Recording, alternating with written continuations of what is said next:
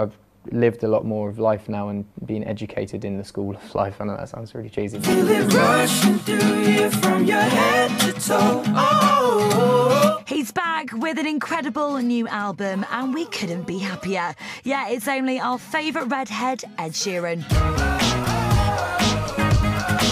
We caught up with the global superstar to chat about fame, success and the darker side of the music industry.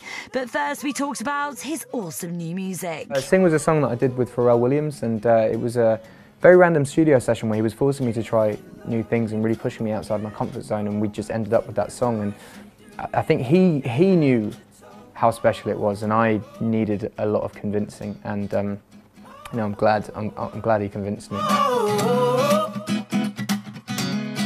I've really tried to make the album sound like every single song could be a single. Like they're all my favourite songs. I think the one that describes the album the best is track 2 on the album, a song called I'm a Mess, and that's one of the most recent songs that I've written, and it's a good one. Ed, who now has millions of fans across the world, says he's getting used to the whole fame thing, but there is a dark side too. The music industry is a very dark place, and you can let yourself get sucked in there quite easily. I mean, there was a couple of occasions where I was in the darker side of things, I guess, but again, it's just about coming home and getting back to your roots. I think my experience of fame thus far has been everything I thought it would be. Everything you hear about in songs and interviews, and people say this is going to happen and this is going to happen and this is going to happen. Everything happened. It was just like watching a domino effect.